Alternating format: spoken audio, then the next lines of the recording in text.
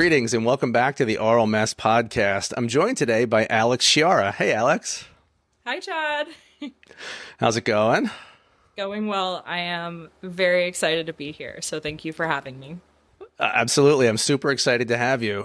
We've been friends on Twitter for some time, and I think, we've had some great conversations there about music, specifically playlists and playing guitar and, recording on 4-track recorders in our bedrooms when we were younger. So I still have your T-Rex cover on my Google Drive. I think you're the only one that actually downloaded that. It's funny. I found a bunch of other stuff. Didn't find it. I knew I had it, but I sort of went back and listened to it again. Things I recorded myself, and also a bunch of demos that I did for the various incarnations of the bands that I was in the 90s. So at some point, I'm going to have to publish those. Maybe I'll throw them up on my my Aural Mess Substack, which... Nice free plug here. If you haven't subscribed to the Aural Mess Substack, why haven't you? And you should go do it right now. All of you. Thank you. So, what are we going to talk about today?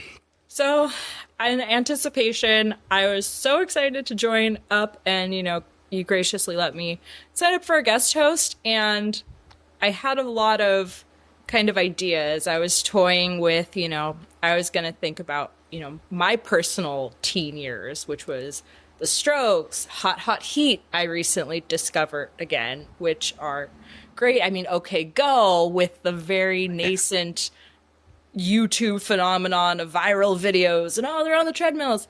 And then I said, you know what, let's start from scratch.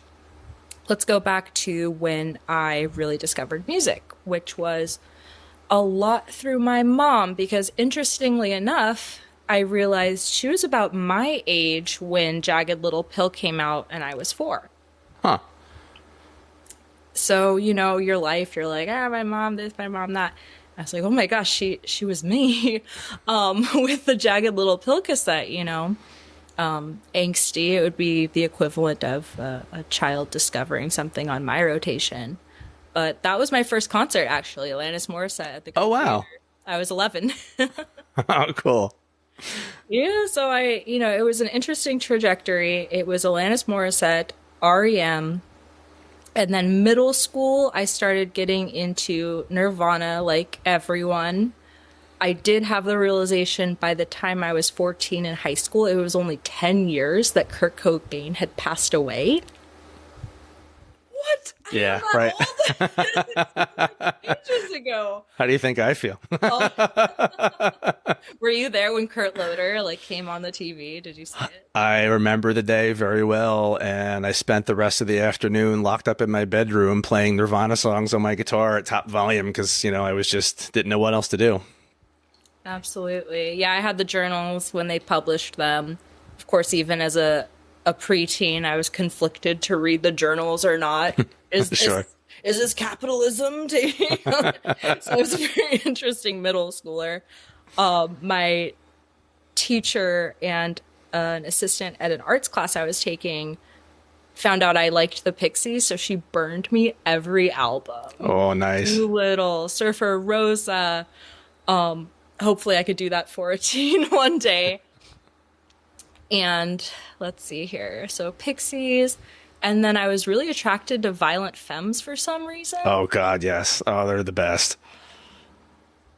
That first album soundtracked a lot of my, I think, junior year in high school. It was just always on in the car. It was like one of those tapes that we just played over and over and over again. We all knew every word, and we would shout all the parts, and I didn't have any albums. I was old enough to just have the compilation added up. So that was on my rotation. And I was listening to it again recently, and that was another thing I was thinking of coming to this podcast. What do I always come back to? What do I come back to? And it excites me, not in a way that was just added to my Spotify likes and, trash. I liked it for a second, and now it's permanently in my records. But what a great band. Just the audio and the heart and that thrashy kind of 4-track, and Gordon's voice is just so great. And I really liked it. And then I did have a thought listening to it. I think it was Give Me the Car. Uh-huh. And I was like, I would never let my teen daughter listen to this. This is way too horny. This is way too horny. It is, and it's so funny because that album is punk as fuck, and it's acoustic guitars. You know what I mean? Like, there's not an electric guitar on, I don't think, any of the, maybe later albums, I don't know. I think I sort of stopped listening to their newer stuff after like the third album came out, maybe. I'm not familiar with anything beyond that, but it was just like the fury of Gordon's lyrics and the singing and the playing, and like they were just thrashing, you know? But yeah, totally horny. Almost all their songs, really. That was a later revelation, you know, when you have the self-awareness to actually listen to the lyrics. It was something recently I discovered. Violent Femmes are great. And then also a lot of REM I come back to. And I made the joke recently. REM is like the Smiths if the Smiths were American and good. I have to disagree with the if they were good part because I love the Smiths, but yeah, I can see the parallel. I can totally see it. Yeah, I Georgia, just kind of that art house. And I was surprised to see that their TV debut actually on Letterman was 1983. Yeah. Because they seem to be such a 90s staple to me, so... I think that's when they really hit the radio more, right? They got out of the college rock shackles, if you will, and they hit a little bit of mainstream success. I think I really became aware of REM probably in 87. I think their first big radio hit was the one I love off of Document, right? And then I think from there, they just sort of blew up and started to get a little more popular, you know, in the mainstream. So I think, yeah, but by the time that the 90s rolled around, they were like, on the radio a lot. And on MTV and everything else. Yeah. And you said college rock, which is really funny. Someone tweeted, I think you saw it recently, how she said, oh my gosh, just discovered Hole was this band and not some random indie. And I went off, and that was an important distinction. Before, I guess, those 2004, that sort of music was college radio music. Yeah. It wasn't indie, it was college radio. Oh, yeah. So I forgot about that. I had a radio show my freshman year of college, and I remember playing the Pixies and the Sugar Cubes and who else? This is 89, so I think I played REM, I'm sure, you know, was there. And it's funny because a lot of these bands weren't getting airplay. You know, you can only hear them on the college stations or, you know, if somebody burns you a CD or, you know, whatever. Mm-hmm. Exactly. Yeah, exactly. I'm not sure the state of college radio. I know Cal State Long Beach, we had K-Beach, which was thankfully appropriated to K-Jazz, which I love, and America's Jazz and Blues station. But they had a program, I think it was streaming by that point, 2009, kind of. Not tuned into the radio dial, which is very unfortunate because I recently got just a cube little alarm radio station because I was so upset of waking up to the iPhone alert. Yeah. And I said, oh my gosh, what a treat.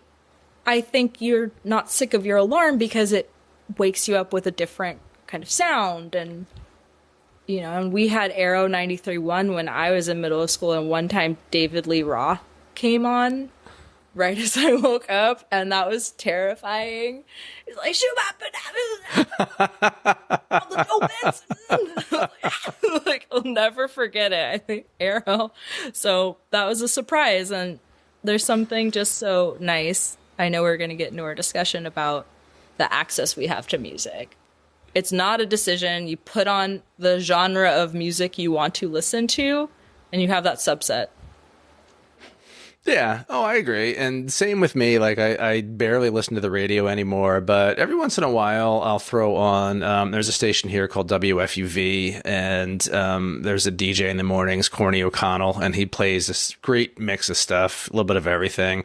So I try to tune in, once in a blue moon when I'm in the car in the mornings and I just don't feel like listening to Spotify or, whatever. I'll just turn that on and just bask in the randomness, right? Because I'm a passenger. I'm not driving the musical experience. I'm letting somebody share stuff, and sometimes I hear things that I know and I love. Sometimes I hear things that I'm like, eh. And other times I hear things that I'm not familiar with, and that's the beauty of it. That's really great. In LA, I'm not sure if it's like that where you are. Everything has been kind of taken over by Audacity. Yeah, and I think the closest in LA we have to a radio station that used to operate is KLOS. That feels like the most hands-off, lunch hour with the typical like hardware store mid-afternoon songs you'd hear. So I have it on my headphones at work and I'm like, yeah, I'm totally browsing an antique store, like listening to this. So it's still flavors in their DJs, which K-Rock, rest in peace, K-Rock. And yeah.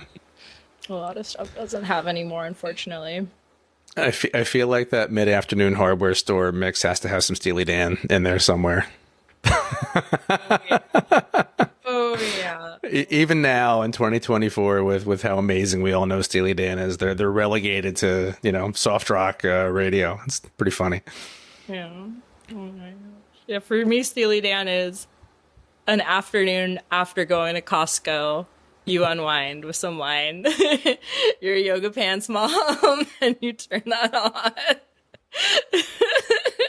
With a Live Love wine wooden sign. I'm sorry, I know you love Steely Dan so much, and I do too. It's just... Oh man, yeah, it's a shame, but I can totally see it.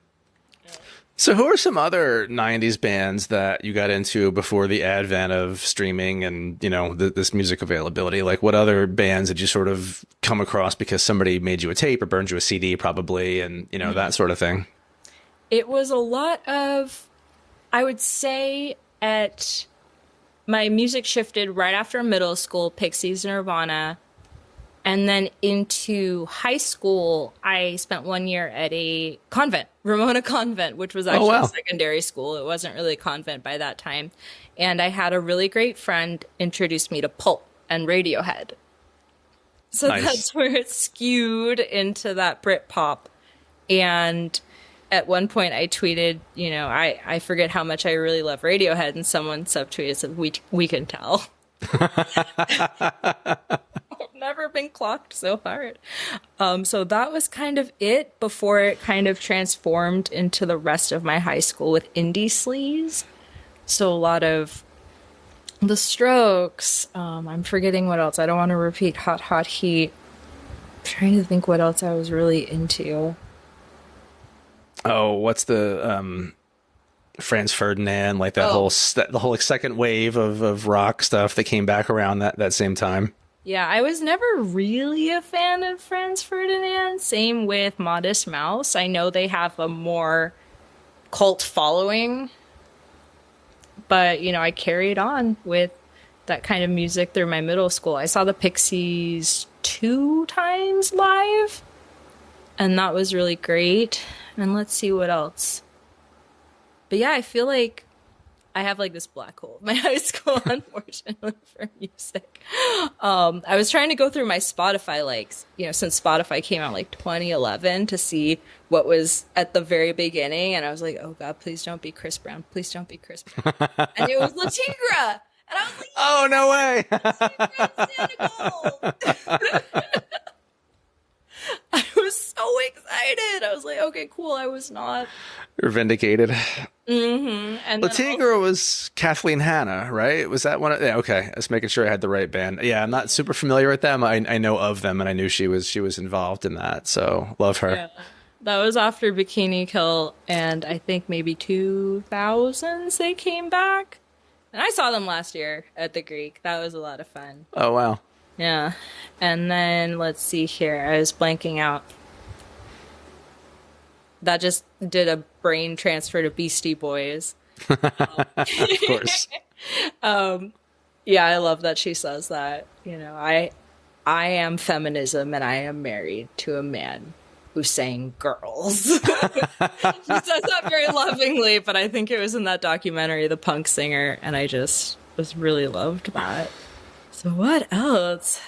And then, yeah, it just kind of transformed from there. Lots of Nirvana still. But it's evolving, and now I'm very sad because I'm in this sea of what do I like with the advent of Spotify. So what have you been listening to lately? Like, what sort of stuff has caught your ear? So recently, since I got back from London, it's been a lot of ELO, which is really funny. Nice. And I had made the joke that, I'm UK's #1 ELO fan. And I downloaded this app which streams all of the UK radio station. And there's Virgin Radio anthems. It's so much ELO.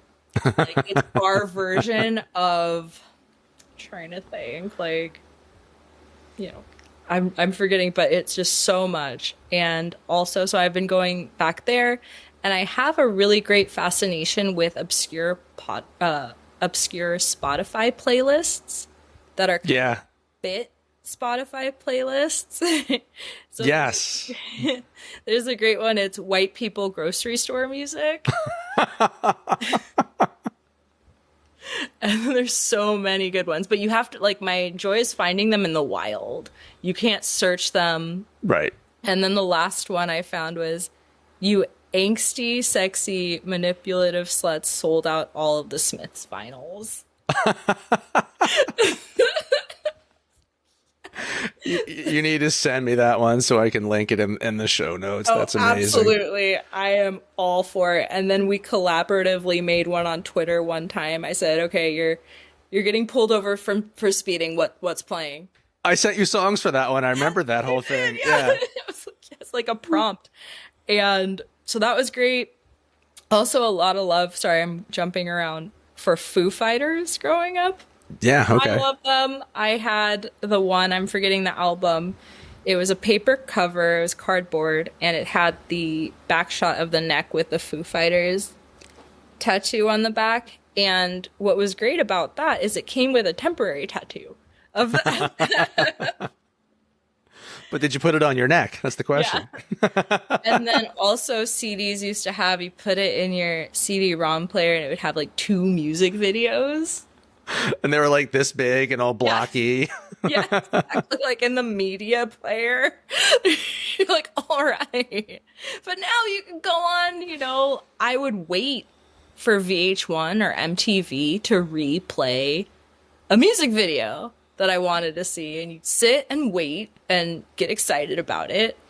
And now I could listen to, Hole whenever I want. Oh, Hole is another big one. Yeah, Hole's great. Yeah, she gets a lot of flack, but, I love Courtney.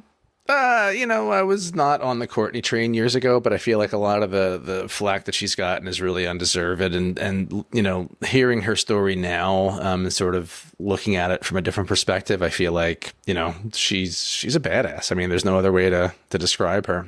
Mm-hmm. Have you listened to the thing she did for I think it was the BBC? No.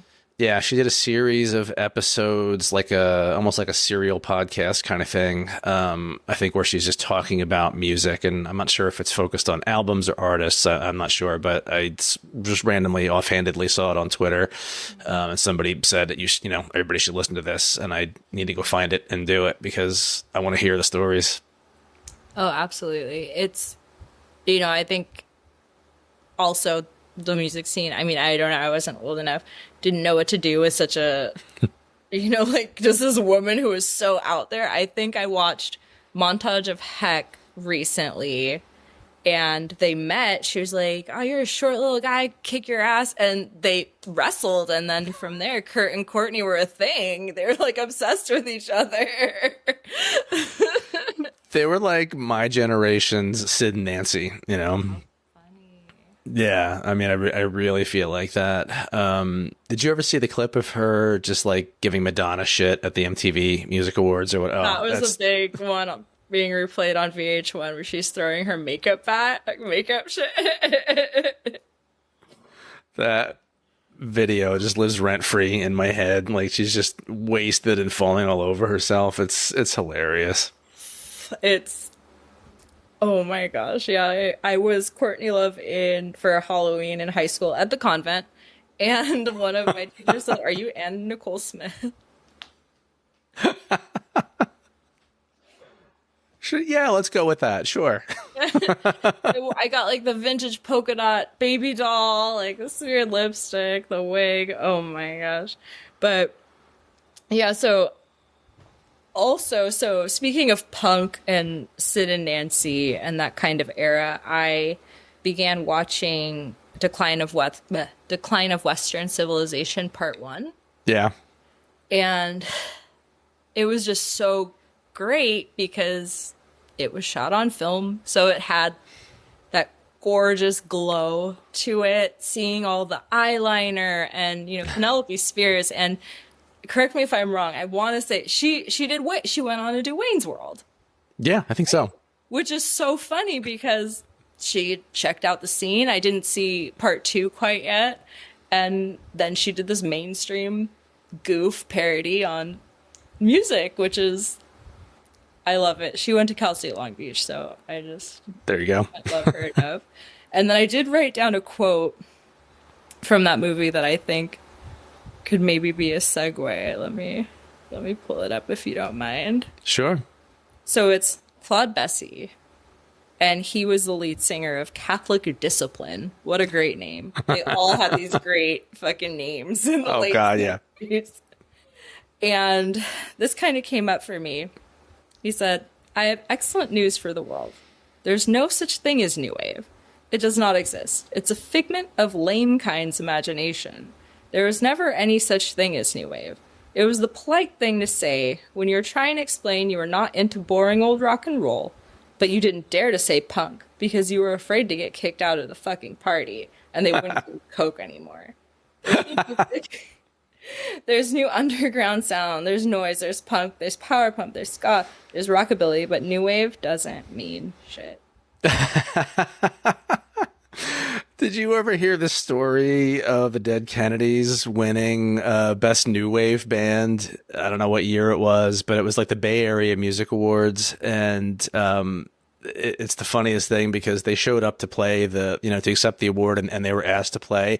So they got up and they did this sort of piss take on the industry, and they launched into California Uber Alice, and they stopped 10 bars in, and Jello Biafra says, "Wait, stop." He goes, "We're not a punk band, we're a new wave band." And he says, "We have to prove we're adults now." And they launch into this song called "Pull My Strings," and it's just this takedown of like the record companies and stuff, and it's just hilarious. And the funny thing is, they all came out with T-shirts on. I don't think there's video of this that exists. I wish there was. They all had T-shirts on with the letter S on them. And when they launched into the second song, like the parody song, they all turned their neckties around so it went down over the S and made a dollar sign. Wow. Oh, it was brilliant. You don't see that anymore in performances with the time delay and all that stuff. Oh, yeah. They probably would have gotten kicked off for sure. But there is audio, it's on, I think that song ended up being released on one of their compilation albums or something. I'll link it, but yeah. But yeah, there was no new wave, and there's nothing new in music. I feel like from rock and roll to punk to new wave and beyond, has anything really changed, or is it just the same sort of ethos? Mm-hmm. Exactly. And that's what kind of drives me crazy about the Instagramification of music. Yeah. Because I follow a lot of new wave accounts, new wave this, new wave that, and every single thing under the sun they consider new wave. Of course, they'll do Blondie, Depeche Mode, but is The Cure new wave? I guess so. Maybe. Everything in the 80s to these kids, new wave. You're right. Tears for Fears. Yeah, but it's just this amalgam of, I guess, my friend described it, everything in the past is melded together for your generation. But yeah, sorry, let's go back to what you were saying. Oh, no. You took it absolutely in the right direction. And yeah, everything, I think everything after, like, you had this huge punk explosion in 77, right? By the time 78, 79 came around, it was over. It was almost like a flash in the pan. I mean, there were other movements, and there was like the 80s SoCal hardcore stuff in the early 80s, and there was the whole skate rock and thrash and all that stuff that sort of evolved, into the mid to late 80s. But like the original punk bands were all sort of, washed up, if you will, right before 1980. So you had bands like the Knack come out with My Sharona. You had the Cars, who were considered new wave, right? Even though to me, they're more like a classic rock band. I mean, I guess because of the synthesizers and stuff. So it's just, I think people played fast and loose, and they still do, like you said, with that definition. And I, of course, going into teen years as well, of course, Sum 41 was great. And they have that music video with one of the guys from Mad TV, and they come into the room. It's the beginning of the music video. They come in the room, and he's like, that's over. No, he's like, the numbers thing is over. Sum 41, Blink 182, and he starts knocking shit over. He's like, the Strokes, the Hives, you're the Sums. And then they go on to perform as the Sums. I was like, okay, they know. They have some self-awareness. And of course, that was the same era of Stacy's mom. And I know we've talked about that band before a little bit. Yeah. They have great stuff. They really do have great stuff. So it's not fair that they're just that kind of one-hit, thing of the 2000s. Yeah, Green Day for me kind of started that whole, pop punk, if you will, explosion, I guess. And yeah, there's some 41 and Blink 182. I don't know. I think I was in a weird spot in my musical taste at that point, because I never really got into any of those bands. I like Green Day's first album. And then after that, it just, to me, got really repetitive, and, I didn't think they were doing it justice, so I sort of just didn't really get into anything they did after that. But yeah, and then fast forward to like the late 90s into the 2000s. Everything since then, I've sort of largely ignored up until recently. And I said this on previous episodes, but I think it's because as my daughter gets older, she's 18, she's graduating high school this year, and she has gotten me into music, and I've tried to stay hip. I'd love to hear what she's listening to as an 8. What has she's shown you? That's really interesting. The funny thing is, she listens to a lot of 90s stuff. And, I've probably influenced her a little bit here and there, but I feel like she's discovered a lot of things on her own through Spotify, through movies and TV shows and YouTube stuff. So like we're in the car one day, and she puts on her playlist, and it's like Radiohead, Hole, The Pixies, Pavement. And I'm like looking at her, and I'm like, did we just time warp back into the 90s? Like, what the hell is all this? And she's like, what are you talking about? I love this music. And I'm like, I know, but I'm just very happy that you're so into all this stuff. But I guess on her side of things, I don't know. She kind of changes, who her favorites are, like every teenager does, and even like I do at 52. But some of the artists that she's got me into that I really like are, I like some songs by Mitski. I can't believe I'm saying this out loud on my podcast again, but Biba Doobie. I love Biba Doobie. I feel like she's really talented, and just, her music is not like anything else that I've heard recently. There's an artist named Lizzie McAlpine. Only familiar with the one song, but I played that song I don't know how many times over and over again after the first time I heard it, or the first time Isabella played it for me, because I was obsessed with it. The song's called Doomsday. And it's just this fantastic song, like well written, production on it's incredible. Lyrics are great. Like, just, gives me hope that there's this new generation of young songwriters, bringing craft back to the fore instead of just, kids sitting in their bedrooms making mumble rap songs, The SoundCloud rappers of yore. Oh my God, mumble rap.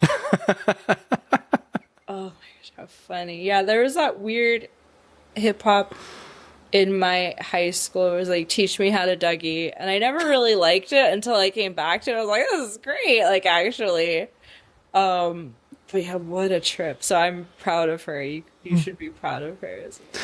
I'm super proud of her because her music taste is impeccable. Like, you know, I don't think there's anything that she's ever put on or I've overheard her playing where I'm like, ew, what are you listening to that for? Like everything she listens to, I'm like, I love that song. You know, that came out when I was your age. Or, you know, the other thing is like, oh, I love that song. Who is that? She's like, oh, it's this new band, you know, whatever. So, yeah, can't complain whatsoever. Makes driving in the car together nice too, because we're not fighting over who has the aux. Yeah, when you're driving, you can listen. You ought to. Yeah. Was it? I die laughing that she puts on like St. Elmo's Fire. Like, anyway, sorry, I'm not gonna go down Simpsons rabbit. Speaking of that, you know, the generational thing. I'm sort of an outlier on my mom's side of the family. So my mom and uncle were disco. And, you know, I was putting on Decline of Western Civilization, and of course it's loud, it's noisy. I was like, what the like, that is so weird. Like, she doesn't even have this is weird. It is weird. And I think you know, even though I didn't really spend much time with my dad or know him, I've kind of, you know, internalized that kind of punk, weird, experimental side. So that's really nice. So I'm an outlier here. So it's not, hey, cool, you're listening to the Stooges. It's, what is that guy doing on stage? Why is he bloody? What is he doing to himself? So it's really interesting. But, you know, of course, my friends and I have shared that. My friend recently turned me on to Cheek Face, and she sold them sort of an interpretation of Cake. So it's very talk heavy little melodies, and we're seeing them later in the month. And oh, cool. That'll be really fun.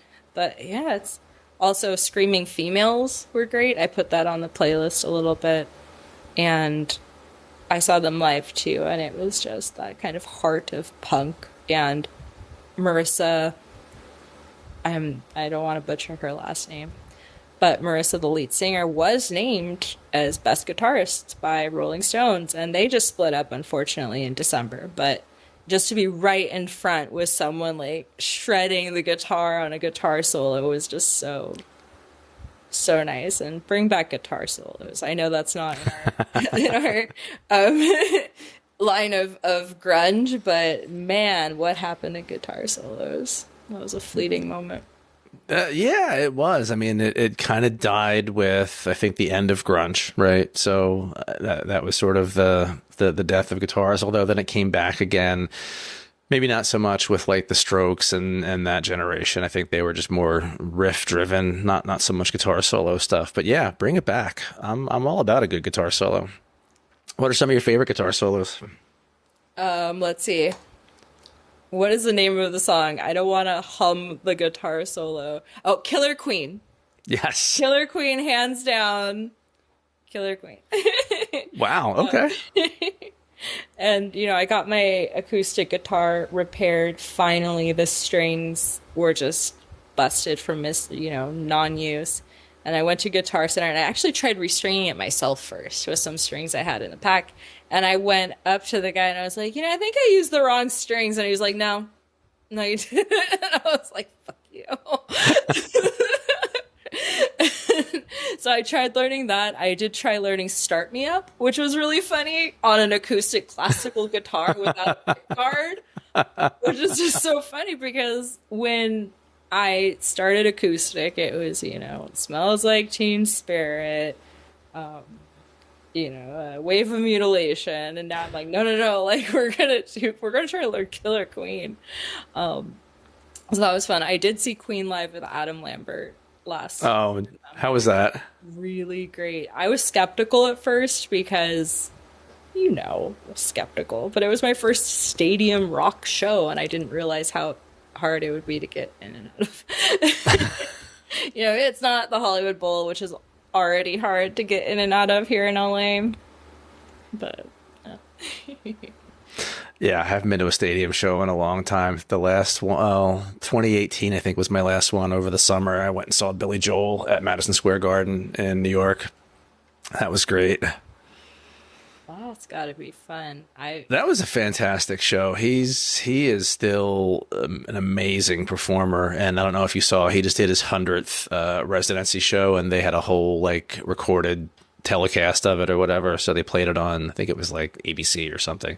I think you could stream it. I'm not sure where the streaming of it is, but it was great. You know, I mean, he's got this fantastic band. I think half of them have been with him for years and years.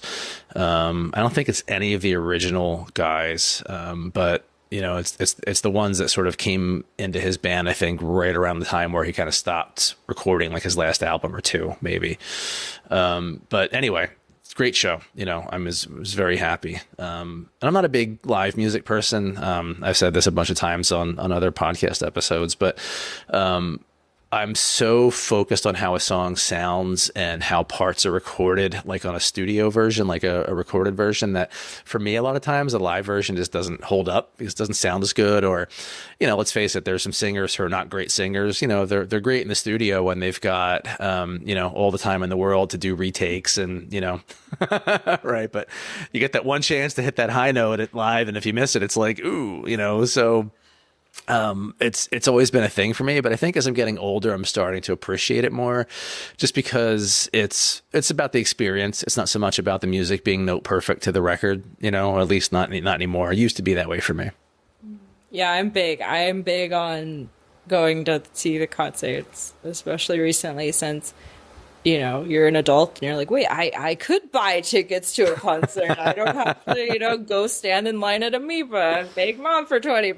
Like, Right. and that was another interesting point my friend made. She said, now that the fees and everything have gotten so expensive, it's these nostalgia tours because now we can afford to go to the shows. Right.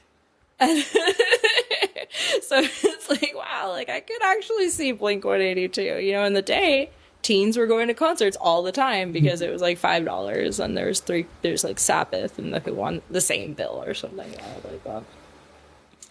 A friend of mine just went on an 80s cruise. So it's like a all-inclusive cruise ship thing, and it's all bands and artists from the 80s all performing. So you get to see like 10 or 15 different bands, which I thought was amazing. It was like Soft Cell, I think Berlin, like maybe not Berlin, but like, you know, like bands in that vein, like just typical 80s, you know. So I thought that was kind of funny. And same thing, like, you know, years ago, like who's going to spend that much money? Right. But now it's like, well, shit, we're adults. We can afford to go on a cruise. So why not? You know, and we get to see all these cool musicians. So that's really wild. I could not imagine. And I did see a job listing for that one time. Really? In the travel industry. And I think someone reached out to me on LinkedIn. They're like, well, we don't really have anything local to you, but if you want to do like music cruises. And I was like, maybe not. Like, they're like, you've ever done a Costa Mesa? And I was like, but yeah, that would be fun. That would be fun. If the right genre crosses my table, I might consider going. Well, I think if you wait 10 years, all the 90s bands will be on the cruises, you know. Oh my gosh, yeah. The closest, I guess, tangential to a cruise, I saw No Doubt in 2010 at the Hard Rock in Las Vegas. Oh, cool. And that was a lot of fun. And we saw the guy with the dreads walk by in the casino. So I can only imagine being on a cruise ship with just people hanging out. And I mean, gosh, Blink-182. I'm calling it Blink-182 cruise is nice. That's it. On the port of San Diego. It's coming. Coming soon to a cruise ship near you. Oh, for sure. Oh my gosh. Yeah, I don't think they'll get Green Day. It'll be like Blink, Paramore. Bowling for Soup. Yeah, Bowling for Soup. I love them, actually. They're so fun. They don't deserve to be on the cruise. They're headlining. And then, let's see, Paramore, Panic at the Disco. Yes. There. But I guess the newest band that I've really liked is Måneskin. I saw them too recently. Oh yeah, I've heard of them, but I'm not familiar with music. I'll have to check them out too. Yeah, it's really, really good. I recommend. Nice. So talking about discovery, maybe a good segue into the other thing that we wanted to talk about today is, so people don't burn CDs anymore. In my day, it was mixtapes really was the big thing. And then, got into mix CDs obviously later in the 90s when that was a thing. But Spotify and iTunes and all the streaming services, what are your thoughts? Well, I recently remembered one of my uncles on my dad's side. I remember when iTunes had a feature where it was all the radio stations in the world? You Yes. remember that? I do. That was great. I just miss the limit of things to listen to because, like I said in the first part, you forget what you like. You'll have an earworm and be like, okay, I'm really into Depeche Mode. And now it's going to play Depeche Mode. And then you're like, okay, I'm sick of it. And then it's going to move on to the next thing. But my liked songs are just a hodgepodge and you shuffle likes. And these songs, it's so easy to click. It's so easy to click on the button and like it and not go out and buy the track. And so it kind of dilutes what you have in your reservoir. Yeah. That's very unfortunate. Very unfortunate. No, I agree, and I can make the argument either way. I think, and we were talking about this right before we started recording, but half of me is like when Spotify came out, and I mean not came out because I didn't really get into it until I think 2017 was the first year that I dove in and paid for premium. I was like, this is great. I can listen to any song ever, anytime I want.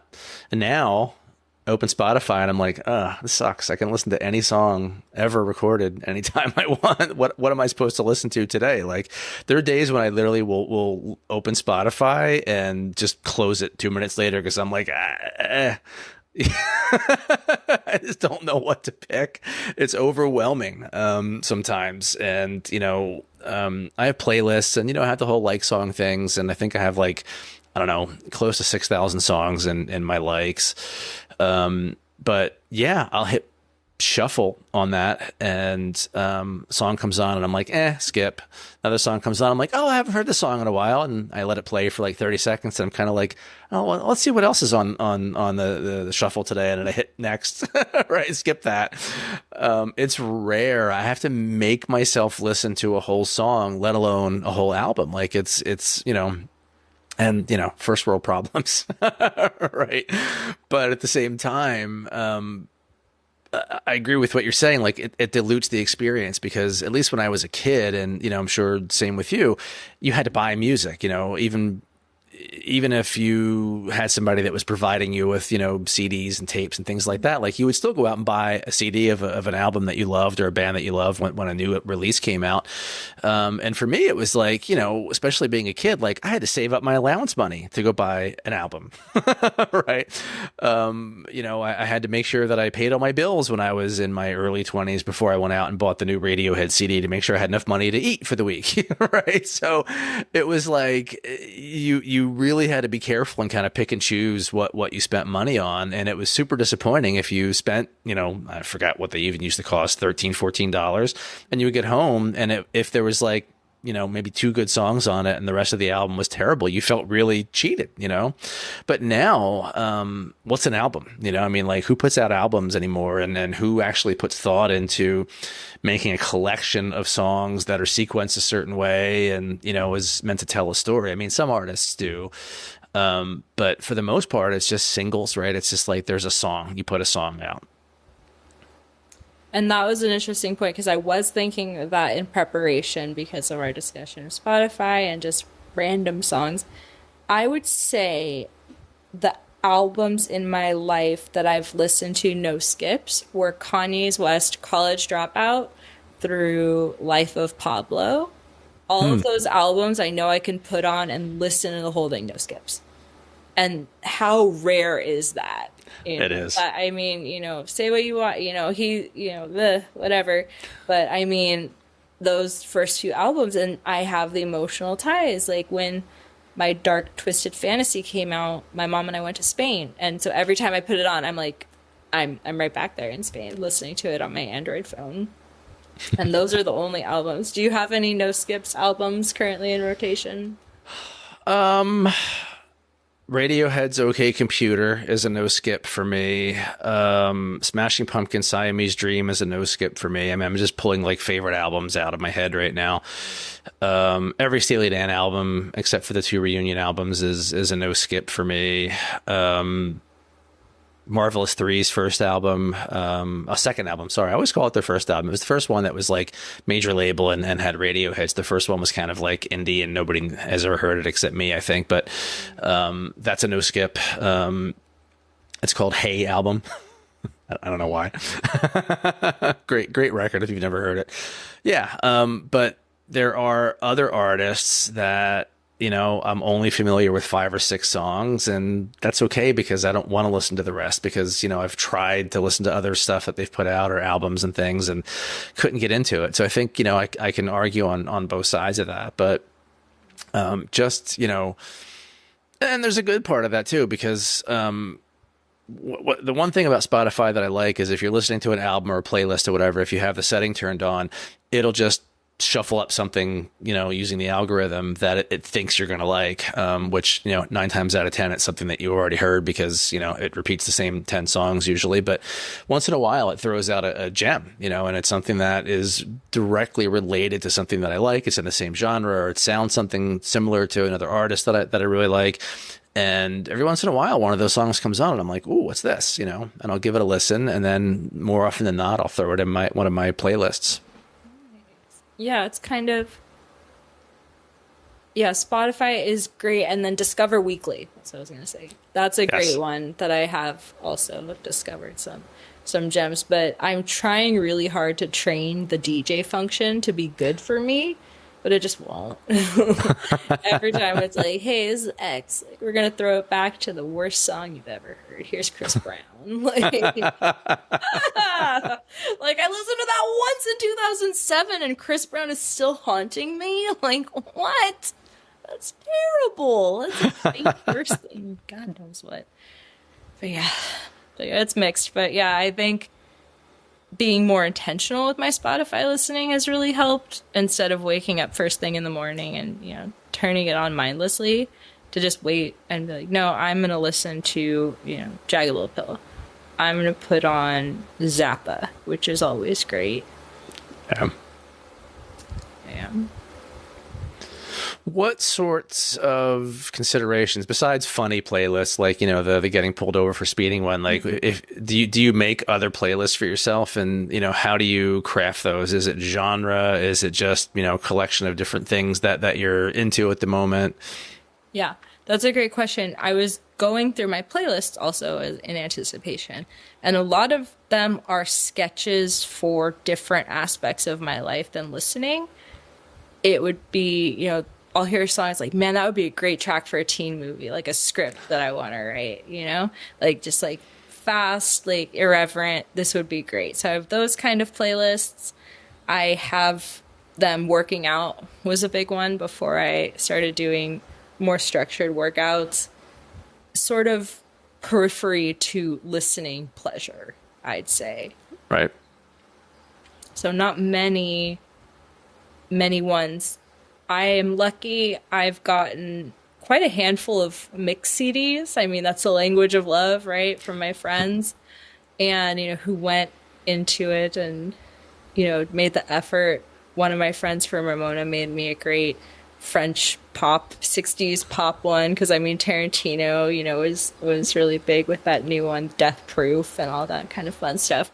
But soundtracks are really big for me too. I feel like that's a parallel to a playlist because it's curated in a certain mood. So I will listen to a lot of soundtracks as well.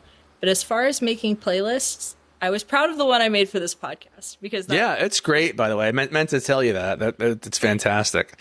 Thank you. That was probably the one I put the most effort into ever. Not like ever. I didn't like spend like sleepless nights, but I mean, it's like, okay, no, like, you know, Violent Femmes comes after Pigs. Like, you just like, it was fun. So now I'm inspired to make more mood sort of playlists because it could be really fun, especially in the digital age. Oh, good. That's great. I'm happy to be the catalyst for that, sort of indirectly. That was a big thing for me a long time ago, making mixtapes. I used to obsess over what songs went on a mixtape I was making somebody, B, the sequencing of those songs, which sometimes had more to do with getting as much onto the side of a cassette as you could without leaving a whole lot of blank space. So I was the nerd that had a little notebook, and I would sit and look at like song lengths, and I would add them all up and be like, oh, okay, well, if I just cut 2 minutes here, then I can fit this song on instead, and I'll put the other song on side B. And, you know, that's not really a side opener, so I'll throw that in the middle. You know, I would just sit and juggle songs before I ever hit record. I would pretty much have it all mapped out. And, you know, the sequencing and the songs that were chosen depended a lot on, you know, what the purpose of the mixtape was. Is it for a girlfriend? Is it for, you know, somebody who I'm interested in, to let her know I'm interested in her?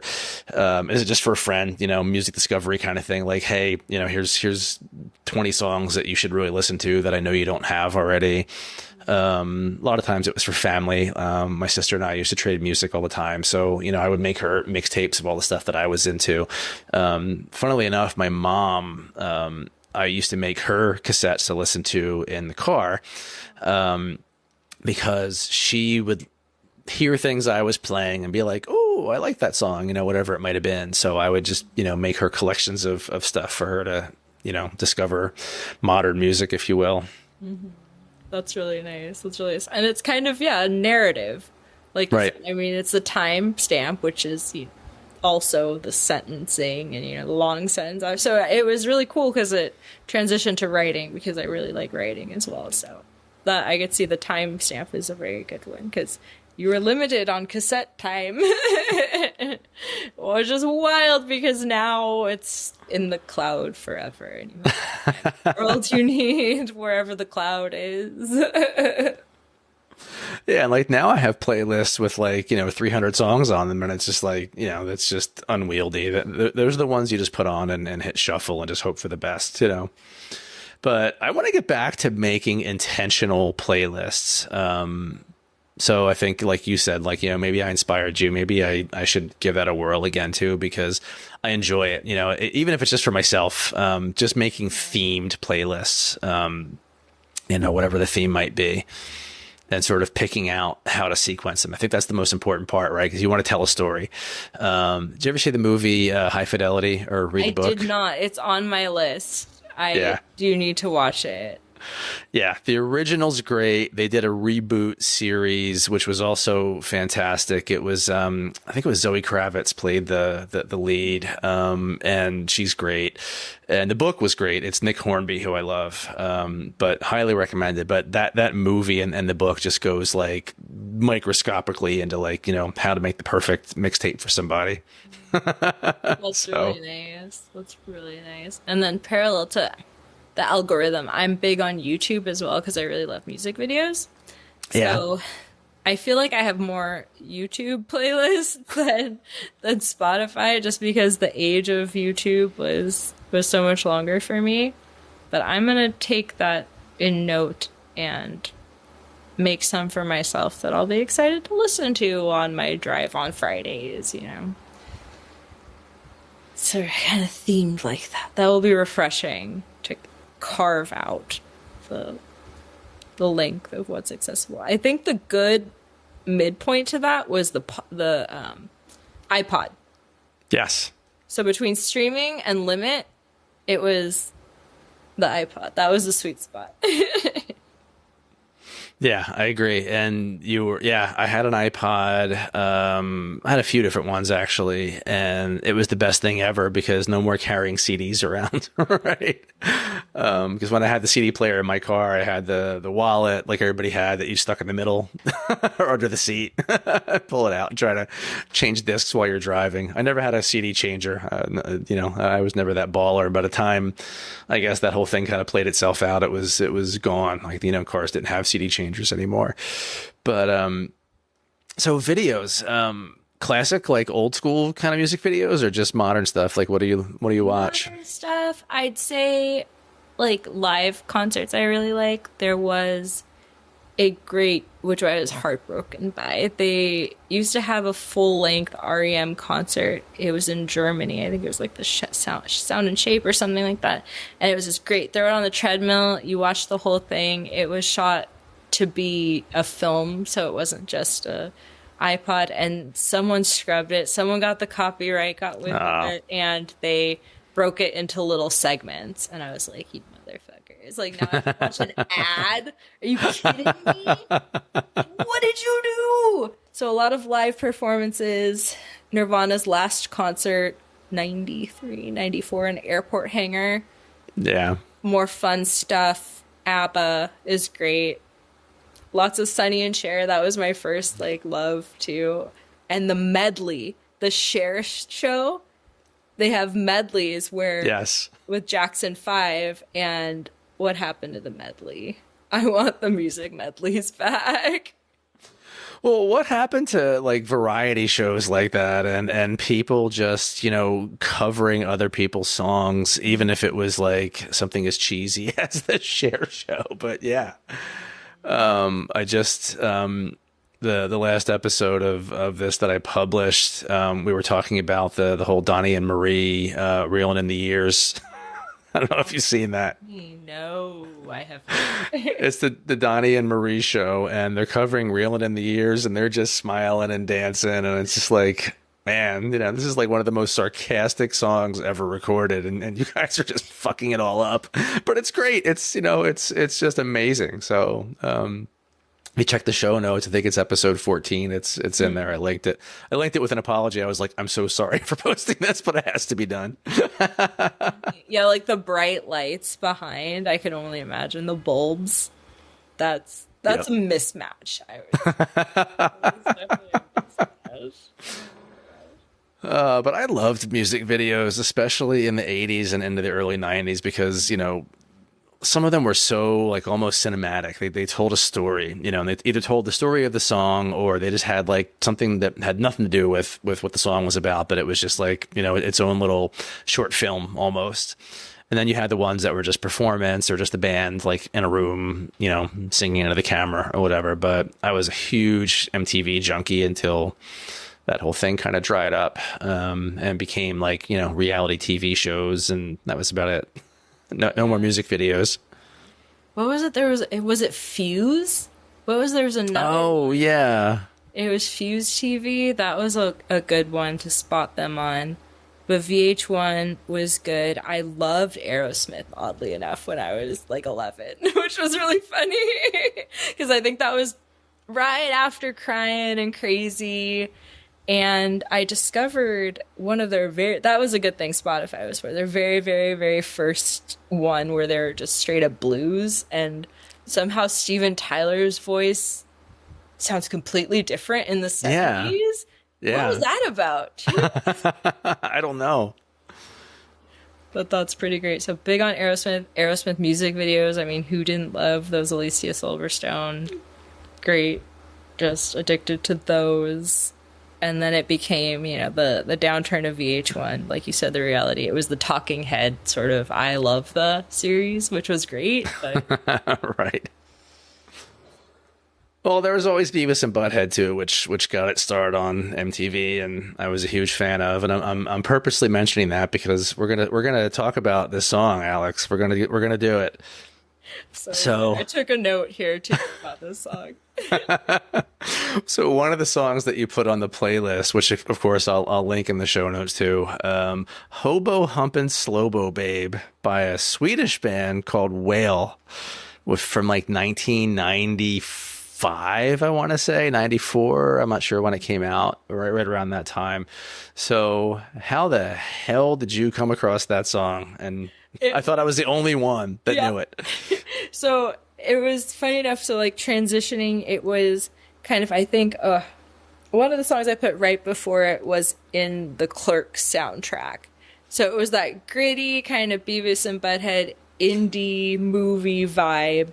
And Whale made it onto one of my LimeWire surprise downloads. And I loved it, loved it, loved it. And you had tweeted about it probably a year ago. And I saw it again. I was like, oh my gosh, this song rocks.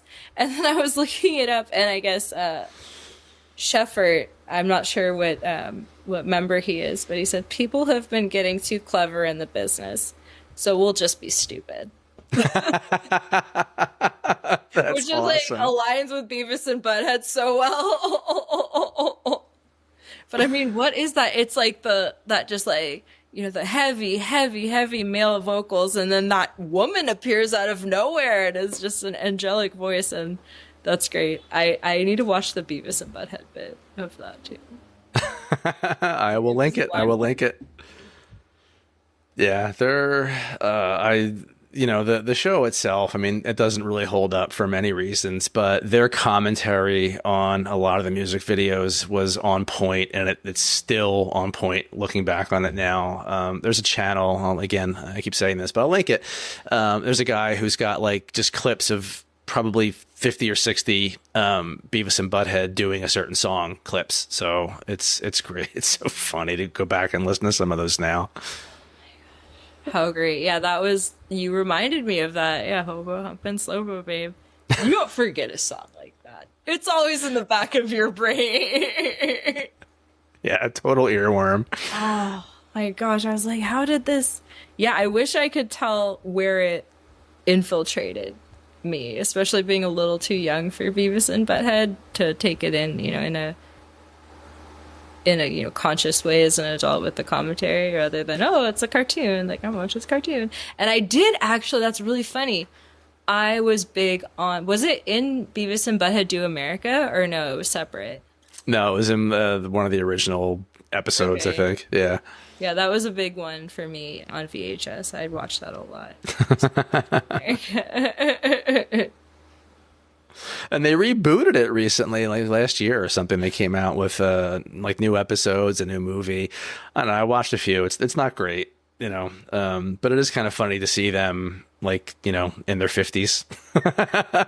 Funny. So they did it as they're older. Current day. Yeah. They're older. So like, you know, I don't remember like the situations, but like something like, you know, Butthead has to go get a colonoscopy, you know, like it's like that's the topical stuff now. Oh, that's funny. I need to check it out.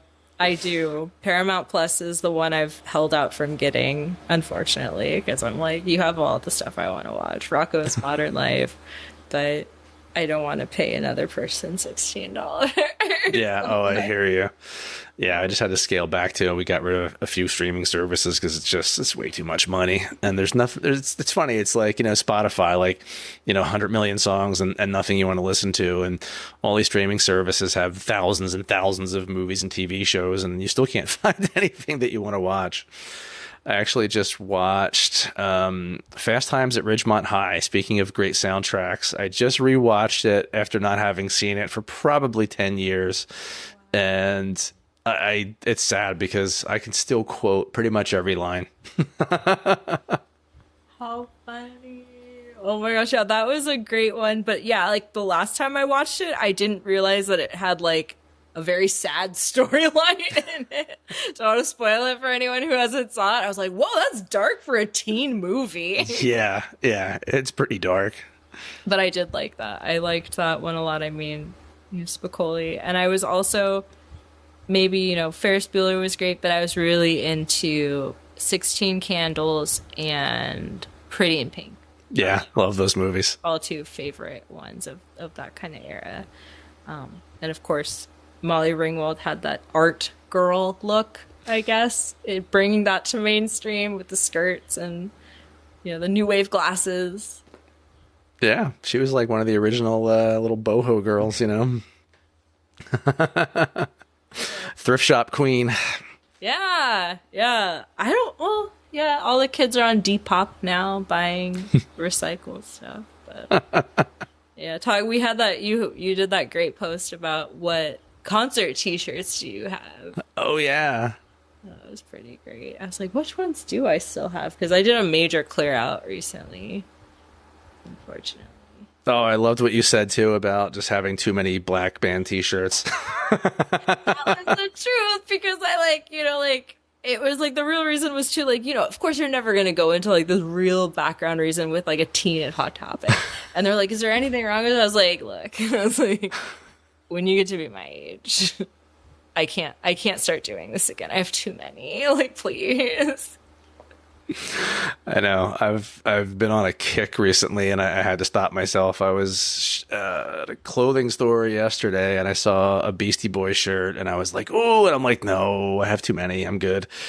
I don't need any more T-shirts." Oh, it's so hard. And eBay is a great one for me. I got a great Metallica one, a concert shirt for not like $1,000. It was probably like $20-$30. So I didn't. Nice. All of the ones I was like, vintage Nirvana t-shirt, it's like $450. And it's like threadbare, like on a hanger, just drooping. I was like, you guys, like, come on. Yeah, I was trying to find a good Violent Femmes one, and I'm still hesitant to buy the kind of cookie cutter, we're going to screen print this as soon as you order it. Right. Fortunate. Yeah, you want the authentic ones. I get that.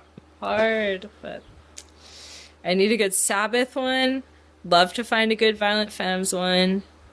I think I got rid of a Pixies one, unfortunately. I'm trying to think what else I need in my collection. I'm trying to find a good Aerosmith one. And surprisingly, there's a really great Tom Petty one at Nordstrom, which is really funny. It's like white, and it has kind of a woodcut of his face. And it's just, I think I have to buy that one. Oh, that's cool. I found a really great Led Zeppelin shirt. I think it was at like Hollister. I was taking my daughter school clothes shopping last year, and she's in the dressing room with like 50 things, and I'm like standing there. So I started just looking through the men's section. I'm like, I can't wear any of this shit. I'm too old. And lo and behold, they have like this whole like graphic tee section, and I just like pulled the rack apart, and it's like, whoa, there's this white Zeppelin t-shirt with like the Swan Song logo, and it's got the Led Zeppelin name across the top, and the bottom it says like 1975 tour, and it's all like tie-dye colors, like not tie-dyed, but like those bright colors like that you'd see on like a 60s band t-shirt. And it was just like, I have to get this, and it was on clearance for like $12 or something, so couldn't leave that on the rack. I'm like, all right, you're going home with me. I'm so glad. Yeah, a t-shirt is good, because I've had that, kind of like, it's like, well, you're not 13 anymore, and you should maybe wear something more feminine and not just like ska pants and a Green Day, like not even a good Green Day shirt, but that weird one with like the girl, like, the one, like, it's like, what was I thinking? Like Dude Ranch Green Day, like, because you don't know when you're 13 what's good of Green Day, and you're like, hey, Green Day, like, but yeah, I need to bring it back. But I did, when I was at Hot Topic buying things, they have the wall of shirts. And I really wanted the Nirvana typical smiley face that I had on a hoodie when I was younger. And I was like, everyone has it. So I bought a really cool Black Sabbath one. So I might have to rebuy it. It had the purple, just maybe Sabbath. Oh, yeah. Yeah. Love that one. So what else do you want to talk about? Anything you want to cover? Let's see. I think we hit everything good on the head. Yeah, cool. I have one parting question for you then. And yeah, so, we've been talking about your musical taste, and you've told me a bunch of bands that you've loved, foundational and since then. But if there was one song that I would never expect that you love, like an absolute bop in your world, and if you told me, I would be like, really? What would that be? Prima Donna Girl. By who? Oh gosh, who is it by? I don't want to. Oh, what's her name? Let me look it up. Sorry, I don't mean to do that. Marina. Oh, okay. Like Marina and the Diamonds? Mm-hmm. That came to my mind immediately.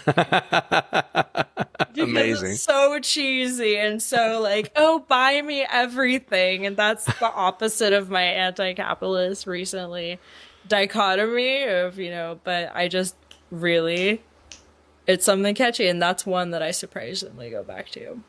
Nice.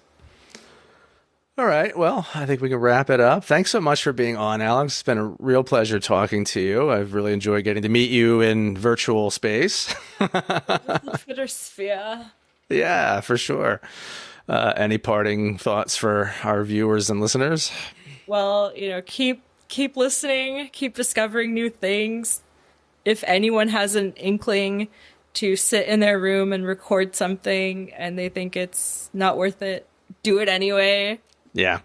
And best of luck to you on your podcast because I'm so excited. And it's Thank you. So exciting. As soon as I found out you had a podcast, I was like, yes. Nice. Thank you so much. Yeah, this is the 20th episode that I'm recording right now, believe it or not. Yeah. And that's only since January. So it's like still, I'm a little bit of a disbelief, Congratulations. No, Thanks. It's awesome. I'm so stoked you decided to do this because it's a missing segment of the podcast land. So thrilled to be a part of it and honored that you let me join. Absolutely. Well, thank you so much for being here. You're very welcome, Chad. Thank you. All right. Talk to you soon. All right. Bye. Bye.